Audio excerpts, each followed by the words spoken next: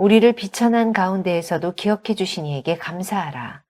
그 인자하심이 영원함이로다. 우리를 우리의 대적에게서 건지신 이에게 감사하라. 그 인자하심이 영원함이로다. 모든 육체에게 먹을 것을 주신 이에게 감사하라. 그 인자하심이 영원함이로다. 하늘의 하나님께 감사하라. 그 인자하심이 영원함이로다. 자로 인사하겠습니다. 반갑습니다. 반갑습니다. 이스라엘 백성들에게 예배와 절기들은 그것을 어떻게 지키는가 보다는 그 의미가 그들에게는 더욱더 중요했습니다. 그래서 하나님은 각 절기들을 통해 어떠한 사건들을, 각각의 사건들을 기억나게 하고 기념하게 하셨습니다. 마치 우리에게 삼일절과 강복절을 뜻있게 지키는 것과 같습니다. 하나님은 자기 백성들에게 보호자가 되셨고 인도자가 되어주셨습니다. 그래서 지금까지 백성들을 신실하게 인도해 주신 것입니다. 그것을 그들이 기념하게 하셨습니다. 그래서 이스라엘 백성들은 각 절기들을 지키면서 지금까지 베풀어 주신 그 은혜에 감사드렸고 앞으로 계속해서 베풀어 주실 은혜들을 미리 감사드렸습니다. 오늘 특별히 우리는 신약 시대에 살고 있는 우리들에게도 그러한 이 절기들은 중요한 의미를 갖습니다. 우리가 매주 드리는 그런 예배 속에 또 가끔씩 드리는 특별한 절기 예배 속에서 하나님이 주시는 동일한 은혜가 우리에게 있기 때문입니다. 마치 구약의 이스라엘 백성들에게 하나님이 보호자가 되주셨고 인도자가 되어주셨던 것처럼 지금도 우리에게 동일한 은혜가 있는 것입니다. 오늘 우리는 그러한 은혜를 경험하기 위하여 이 자리에 모였습니다.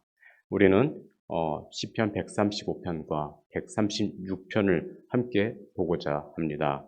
본문의 말씀을 통하여 하나님의 큰 은혜를 경험하시길 소망합니다. 첫 번째로 절기를 지키는 것이 우리의 힘이자 기쁨이 됩니다. 구약에 3대 절기가 있습니다. 바로 유월절과 수장절, 맥추절입니다. 이 3대 절기는 다 하나님께 감사하는 특별한 절기입니다. 그 중에서 유월절은 출애굽을 기념하는 절기입니다. 그리고 수장절은 지금의 추수감사절과 같은 절기입니다.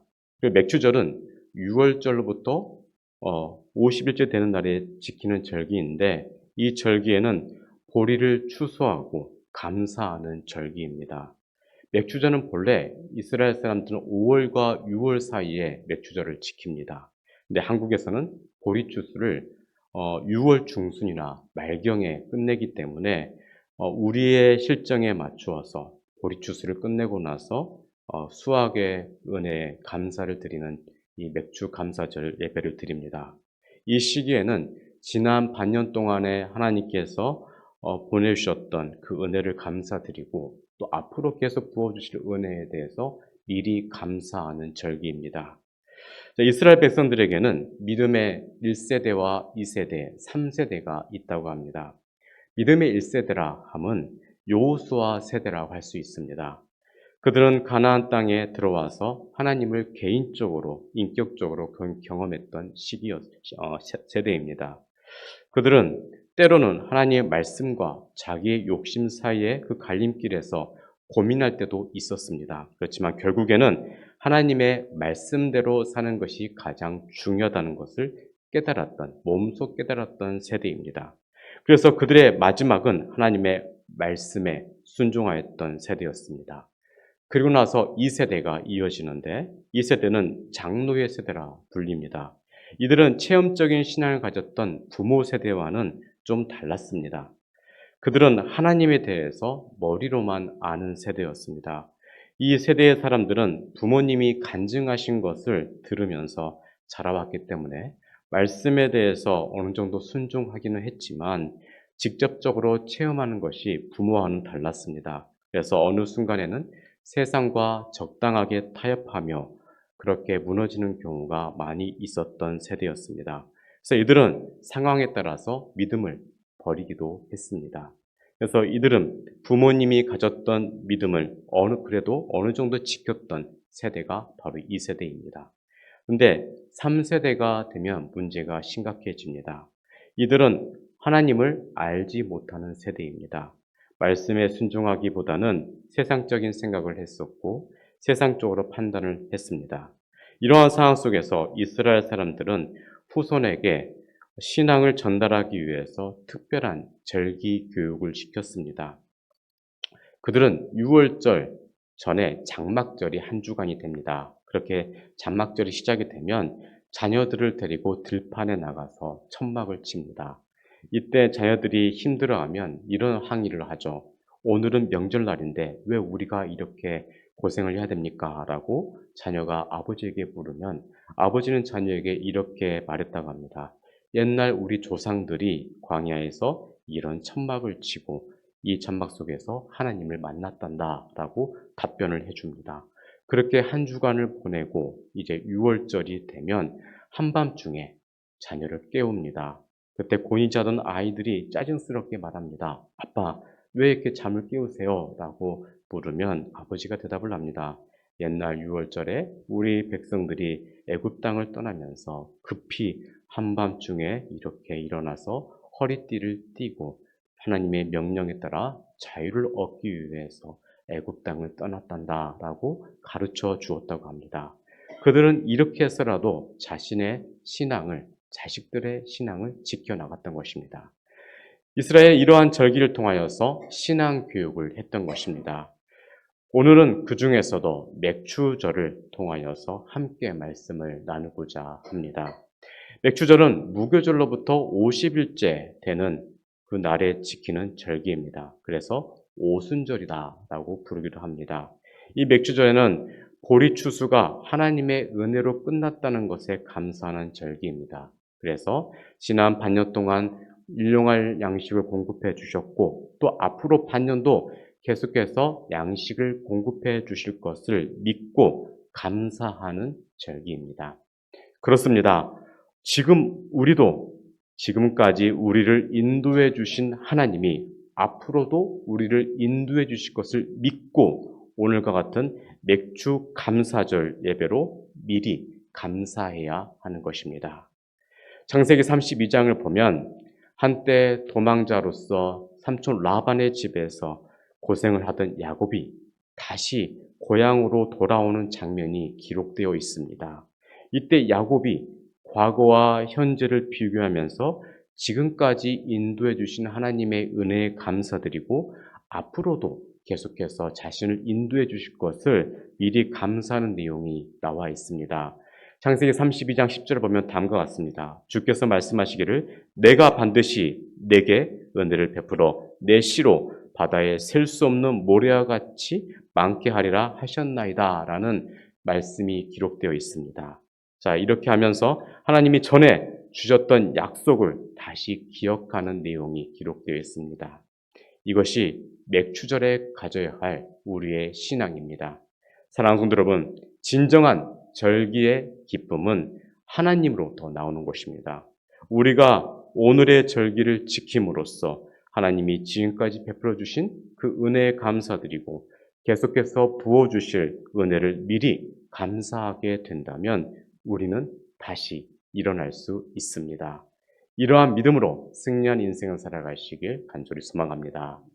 두 번째 메시지입니다. 시편 135편은 특별한 소유에 대해서 말씀하고 있습니다. 불완전한 사람들이 모여있는 곳, 그 공동체는 언제나 문제가 있을 수밖에 없습니다. 문제가 없기를 기대하는 것이 잘못된 것입니다. 문제는 어디에나 있을 수 있고 누구에게나 있을 수 있습니다. 이때 중요한 것은 그 문제를 어떻게 극복하고 해결해 나가느냐입니다. 옛날에 어떤 왕이 있었습니다. 이 왕은 아들이 없었는데 이 왕이 암행실차를 나가면서 다리 밑에 있던 똑똑한 거지 소년을 하나 발견하게 됩니다. 너무 마음이 들어서 이 소년을 궁궐 안으로 데리고 옵니다. 그리고 이 아이를 자신의 양자로 삼겠다고 선포합니다. 그래서 소년은 그날부터 왕자가 되었습니다.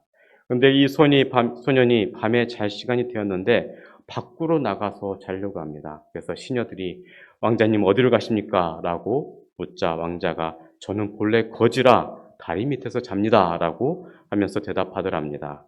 시녀들은 놀라서 아닙니다. 왕자님이 주무시는 곳은 궁궐에 따로 있습니다. 라고 말해 주었습니다. 그런데도 이 소년이 계속해서 나가려고 합니다. 하루아침에 왕자가 된 거지 소년이 왕자다운 행동을 하려면 자신이 왕자라는 새로운 인식이 있어야 되는 것입니다. 생각이 바뀌지 않으면 예전의 모습으로 돌아갈 수밖에 없습니다. 이스라엘 백성들은 한때 애굽의 노예였습니다. 그런데 그들은 어느 날 갑자기 자유인이 된 것입니다. 이때 그들의 생각은 아직도 노예 근성이 남아 있었습니다. 그래서 자꾸 예전의 자리로 돌아가려고만 합니다. 그때마다 하나님은 지난 과거의 이야기를 계속해서 반복해서 말씀하셨습니다. 예전에 너희들이 애굽의 노예였지만 이제는 자유인이다 라고 말씀하십니다. 그럼에도 불구하고 여전히 옛 본성을 버리지는 못하였습니다. 그래서 그들은 애굽에서 우상 숭배했던 것을 반복했고, 또한 노예들이 보통 그런 것처럼 자신의 주인 되시는 하나님을 원망하고 불평했습니다. 이러한 모습을 바꾸시기 위해서 하나님은 여러 가지 사건들을 통하여 역사를 이끌어 가셨습니다. 그래서 나라가 망하기도 되었고 또 때가 되었을 때 다시 돌아오게도 하셨습니다. 그러면서 그들은 택함 받은 이스라엘 백성이라는 자기들만의 의식을 갖게 만드셨습니다. 자, 여러분, 우리는 과거를 잊어서는 안 됩니다. 우리는 지난 세월 동안 하나님이 베풀어 주신 그 은혜를 기억해야 합니다. 그래야만 새로운 기회를 얻게 될 것이고 또 새로운 문이 열리게 되는 은혜를 경험하게 될 것입니다. 이러한 모습으로 승리하는 여러분들이 되시길 간절히 소망합니다. 1955년에 나온 영화가 있습니다. 바로 이유 없는 반항입니다. 자, 이 영화에 그 유명한 제임스 딘이 나옵니다. 자, 이유 없는 반항이라고 하지만 알고 보면 이유 없는 반항은 없습니다.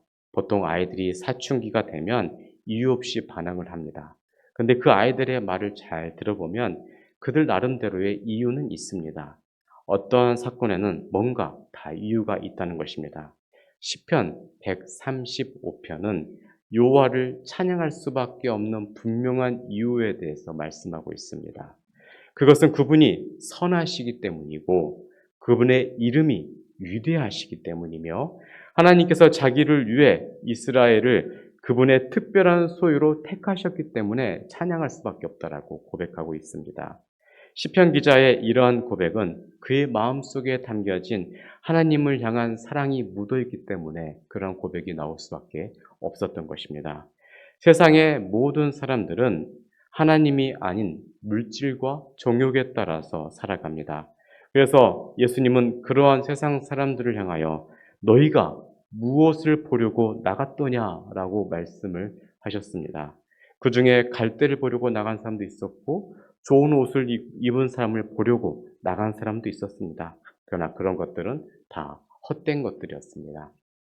출애굽 때 이스라엘 사람들은 광야를 행진하다가 시딤이라는 곳에서 머물게 되었습니다. 그런데 이때 이스라엘 남자들이 모압 여인들을 보고 음욕을 품습니다.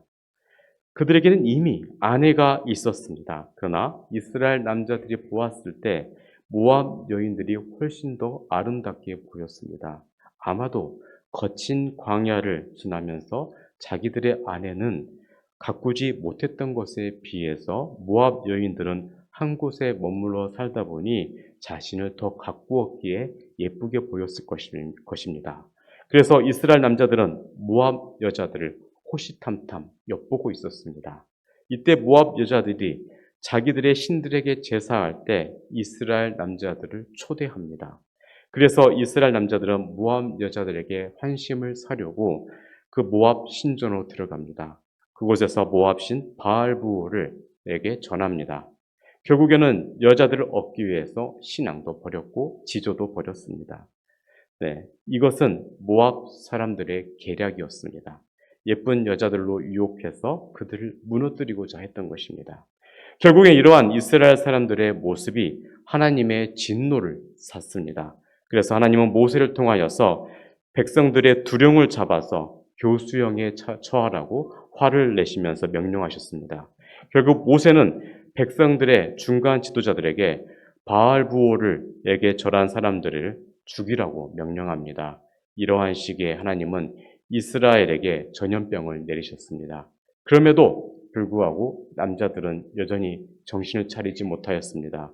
한 남자가 대낮에 이방 여자를 데리고 자기의 천막으로 들어가게 됩니다. 그때 제사장 아론의 손자 비느하스가 창을 들고 천막에 뒤돌아가서 뒤엉켜 있는 남녀에게 창을 찔러서 죽였습니다. 이때부터 전염병이 사라졌는데 이때 전염병으로 죽었던 사람이 2만 4천 명이나 됐습니다. 이후에 하나님은 모세를 통하여서 비느하스를 칭찬하셨고 비느하스와 평화 조약을 맺으셨습니다. 이제부터 그의 가문, 즉 아론의 가문에게 영원한 제사장의 직분을 허락하셨습니다. 그의 행동이 백성을 위한 속죄가 되었던 것입니다. 하나님은 이 일을 통하여 우상 숭배하는 그 어떤 모습도 용서하시지 않으시겠다는 강한 의지를 보여주셨습니다. 오늘 본문 시편 135편은 시편 기자가 비느하스와 같이 하나님의 마음을 잘 이해하려고 했기 때문에 주셨던 말씀입니다. 5절 보면 다음과 같습니다.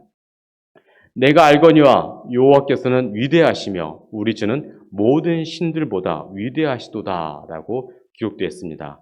여기에서 시편 기자는 여호와께서는 참으로 위대하시다라고 고백하고 있습니다. 그는 세상 그 어디에도 여호와 같은 분이 없다는 것을 고백한 것입니다. 그렇다면 뭐가 그렇게 위대한 것입니까? 먼저는 그분의 창조의 능력과 또 통치의 능력에 한계가 없으시다는 것을 고백하고 있는 것입니다. 6절 보면 다음과 같습니다. 여호와께서 그가 기뻐하시는 모든 일을 천지와 바다와 모든 깊은 데서 다 행하셨도다라고 기록되어 있습니다. 하나님은 자신이 뜻하시는 것이라면 무엇이든 어디에서든지 다 하실 수 있는 분이십니다. 자, 하나님은 자신이 기뻐하시는 일, 그리고 하고자 하시는 일들을 하늘과 땅과 바다의 그 깊은 곳에서도 어떠한 제한을 받지 않으시고 모두 하실 수 있는 분이십니다. 여러분, 창세기에 아브라함이 이스마엘을 낳은 지 13년이 되었을 때 그때 아브라함은 하나님을 잊고 있었습니다.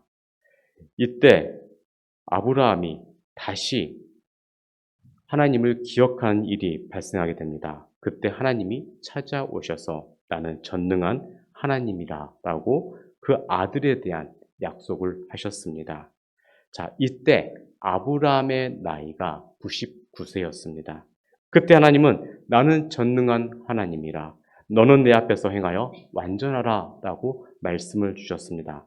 하나님이 아브라함에게 나타나셔서 가장 먼저 하신 말씀이 본문의 말씀과 같습니다. 나는 전능한 하나님이다 입니다. 이 말씀도 하나님의 능력에는 한계가 없으시다는 것을 말씀하고 있습니다. 그렇습니다. 하나님은 그분의 통치와 능력에 있어서 한계가 없는 분이십니다. 다음으로 하나님은 날씨를 주관하시는 분이십니다. 7절 보면 다음과 같습니다. 안개를 땅끝에서 일으키시며 비를 위하여 번개를 만드시며 바람을 그 곳간에서 내시는도다 라고 기록되어 있습니다. 때로는 땅끝에서 안개를 일으키시며 비를 내리시기도 합니다. 때로는 번개를 만드시기도 하시고 바람을 만드시기도 합니다. 시편 기자가 살아있을 때 많은 사람들은 그러한 날씨를 움직이는 것은 바알부올이라고 믿었지만 사실은 모든 것은 다 하나님이 하시는 일이었습니다. 한 일화가 있습니다. 20세기 초에 프로이드라는 심리학자가 있었습니다. 그는 꿈을 통하여서 자신 안에 숨겨져 있는 잠재의식, 무의식이 나온다라고 주장했습니다. 그리고 우리가 꾸는 꿈은 내 안에 있는 욕망이 나타난 것이라고 말했습니다. 물론 지금 심리학자들은 다 믿지는 않습니다. 그래서 꿈을 연구하는 사람들이 무의식을 알 수 있다라고 주장을 했습니다. 물론 어느 정도 맞는 말이긴 하지만 사람들이 생각하는 것처럼 그 꿈을 통하여 그 한 사람의 모든 것을 다 이해할 수 있는 것은 아닙니다. 그 사람을 이해하려면 상대방과 대화를 해야 하는 것이고 그 사람과 오랜 동안 교제를 해봐야 알 수가 있는 것입니다. 하나님에 대한 것도 그렇습니다. 누가 하나님이 이렇다, 저렇다라고 말을 해봐야 우리는 그것을 다 알 수 없습니다. 내가 대신에 하나님의 말씀을 묵상하고 말씀에 따라 순종하며 살면서 하나님을 경험하는 것 그 이상으로 정확한 것은 없습니다. 시편 기자는 그렇게 경험할 수 있는 하나님에 대해서 기록하고 있습니다. 자신이 그런 하나님을 경험했기 때문입니다. 하나님은 자신이 직접 역사하시기도 합니다. 그래서 출애굽 때는 애굽을 벌하셨고 가나안 땅에 들어갔을 때는 많은 나라들과 왕들을 치셨습니다. 그리고 그들의 땅을 이스라엘의 기업으로 주셨습니다. 이 모든 역사를 통하여서 신앙의 1세대들은 하나님이 실제로 살아계신다는 것을 몸소 체험하였습니다. 그러한 마음으로 12절이 기록이 되어 있습니다.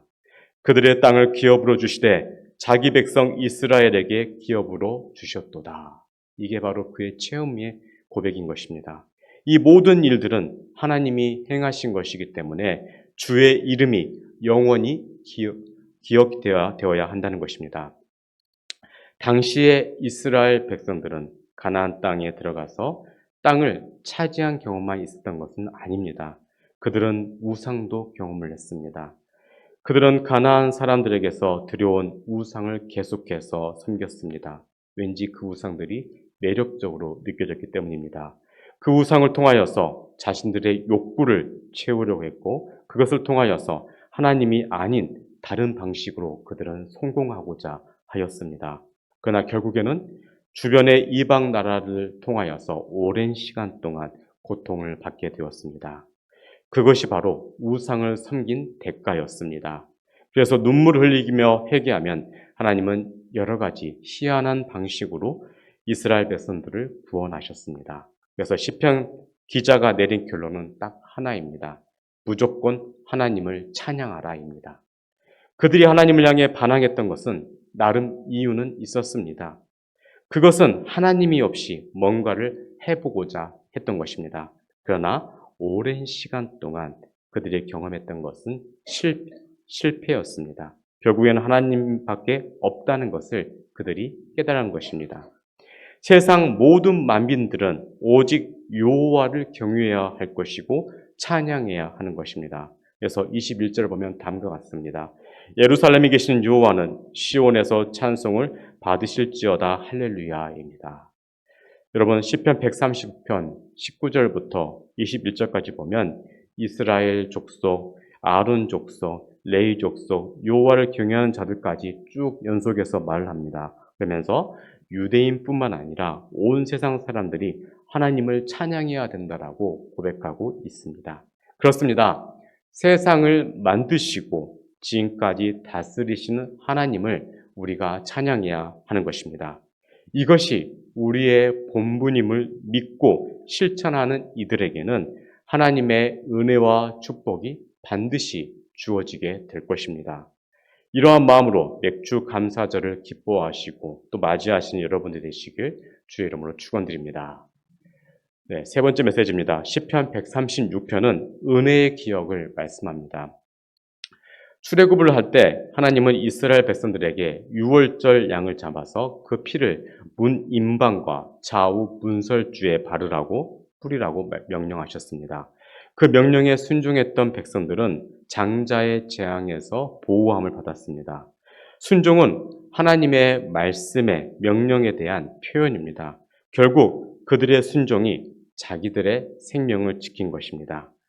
자, 누구도 보지 않는다고 할지라도 내가 말씀에 순종하는 모습을 하나님께서 보고 계십니다.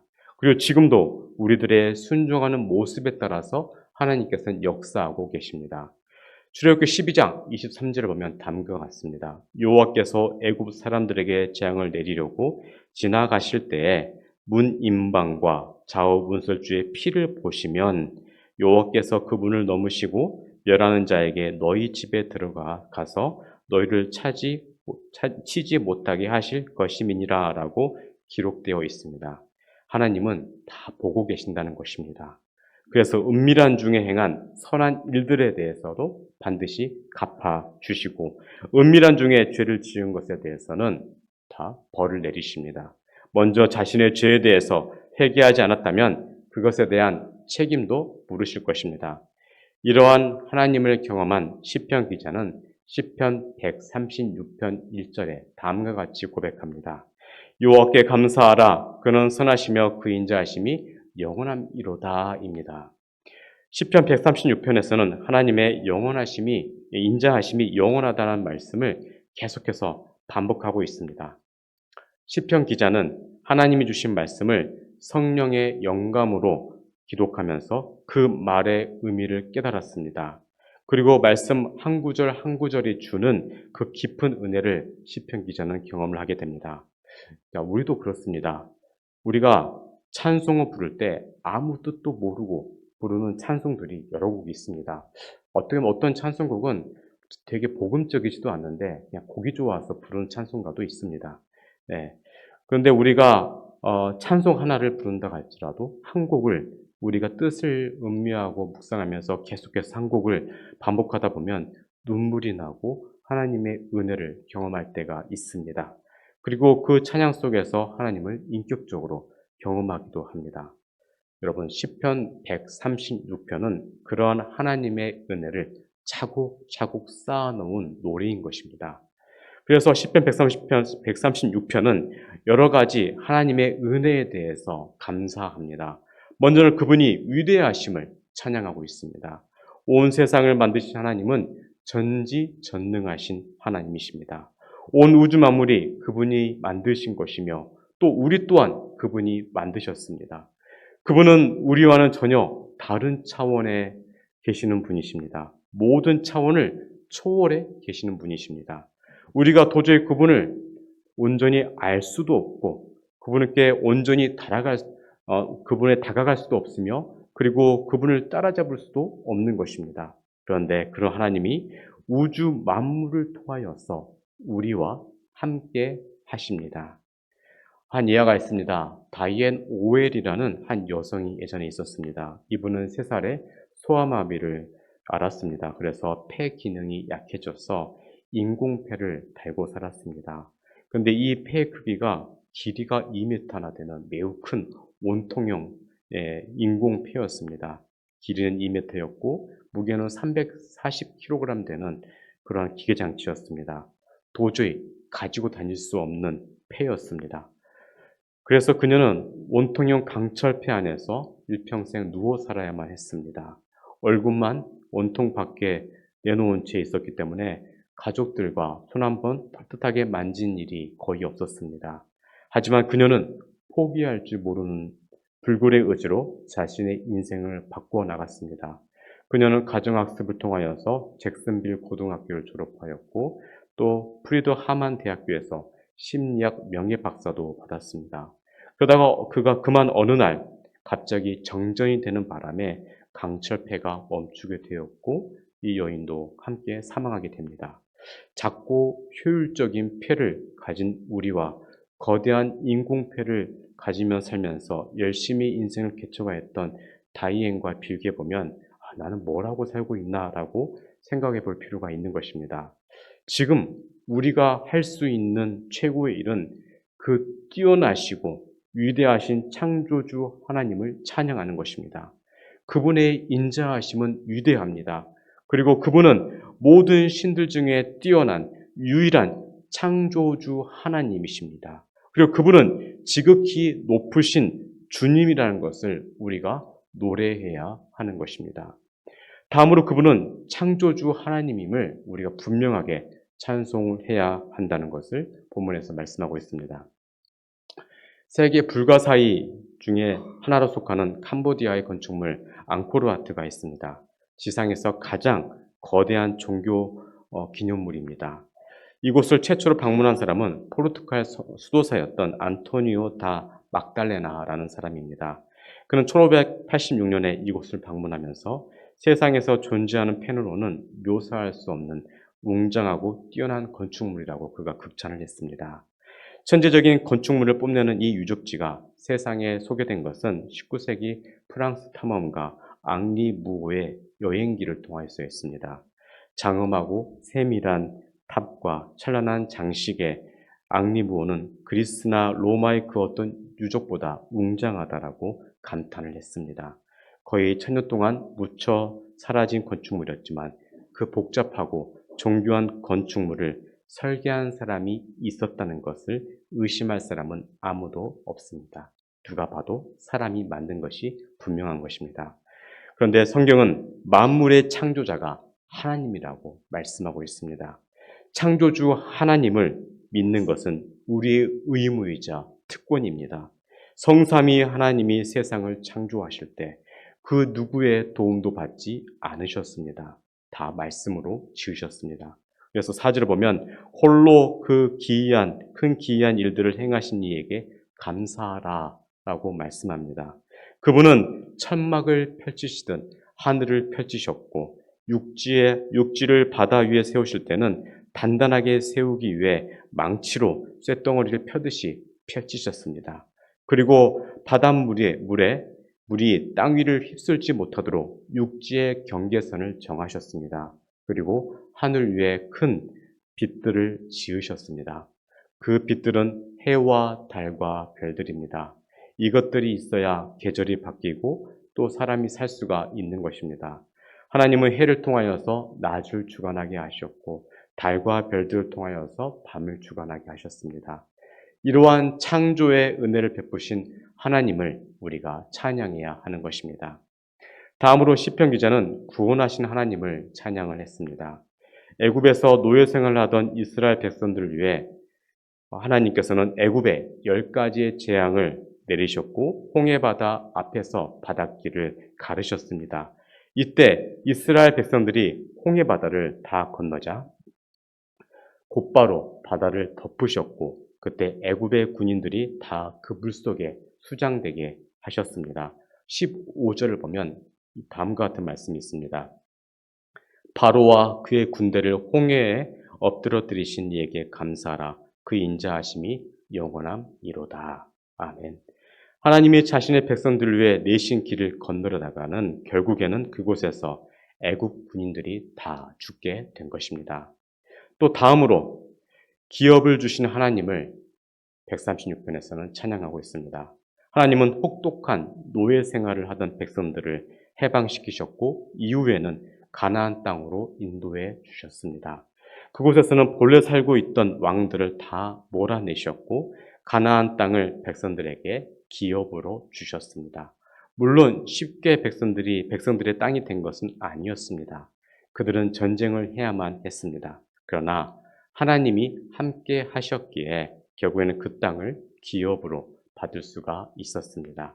이러한 하나님의 인도가 늘 백성 가운데 있었습니다.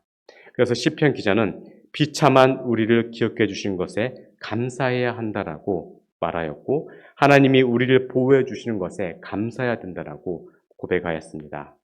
이 모든 은혜를 주신 이유는 하나입니다. 그분은 인자하신 분이시기 때문입니다. 그러한 모든 고백이 26절에 기록되어 있습니다. 자, 26절 함께 읽겠습니다. 시작. 하늘의 하나님께 감사하라. 그 인자하심이 영원함이로다. 아멘. 지금까지 시편 기자는 감사해야 하는 모든 이유에 대해서 계속해서 말하였습니다. 그리고 마지막에는 노래를 마무리하면서 하늘의 하나님이라는 하나님의 이름을 추가했습니다. 그렇습니다. 우리가 믿는 하나님은 하늘에 계신 우리 아버지이십니다. 우리가 이분을 믿는 것입니다. 여러분, 지금 우리가 살아가고 있는 모든 삶의 환경이 다 하나님의 은혜로 주어진 것 아니겠습니까? 잠깐 이 땅에 살아가지만 이 땅의 인생을 살아가면서 생각하지 못했던 큰 은혜와 복을 누리며 우리는 살아가고 있습니다. 자, 그래서 우리는 그 모든 은혜에 감사하며 또 주님께 나아가 영광을 우리가 돌려야 하는 것입니다. 나된 것은 다 하나님의 은혜라는 바울의 고백처럼 지금 우리의 모습은 다 하나님의 은혜로 된 것입니다. 우리가 무엇을 했고 무슨 공로를 쌓았기에 하나님의 선택을 받았고 구원을 받은 것입니까? 아무것도 한 것이 없고 공로도 없습니다. 오히려 죄만 쌓으며 우리가 살아왔습니다. 그런데 놀랍게도 우리를 구원하신 예수님은 지금까지 지었던 모든 죄들을 다 그분의 십자가를 지시고 죽으심으로 다 용서해 주셨고 하나님 나라의 백성으로 삼아 주셨고 또 우리를 그분의 그 기업으로 삼아 주셨습니다.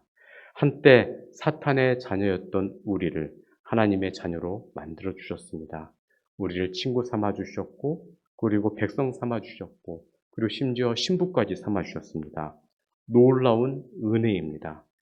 영벌을 받아야 마땅한 우리가 너무나도 큰 하나님의 은혜를 받았습니다. 그래서 감사함으로 주님께 나아가야 하는 것입니다. 우리는 100만 년을 갚아도 다 갚지 못할 그 엄청난 죄값을 탕감받은 죄인들입니다. 그래서 더욱 감사한 마음으로 주님께 나아가야 하는 것입니다. 사랑하는 성도 여러분, 우리는 하나님 앞에서 아무것도 내세울 게 없는 사람들입니다. 그러한 우리들을 구원해 주시고 은혜 주시고 복 주셨으니 이번 맥주 감사절을 통하여서 그 감사의 마음을 하나님께 표현해야 하는 것입니다. 이번 절기를 통하여 하나님의 큰 은혜를 경험하시길 주의 이름으로 축원드립니다. 기도하겠습니다. 지난 반년도 은혜로 인도하신 하나님, 오늘 우리가 맥주 감사 주일을 예배로 함께 드렸습니다. 지난 세월도 함께 하신 하나님, 앞으로의 세월도 함께 하여 주시옵소서.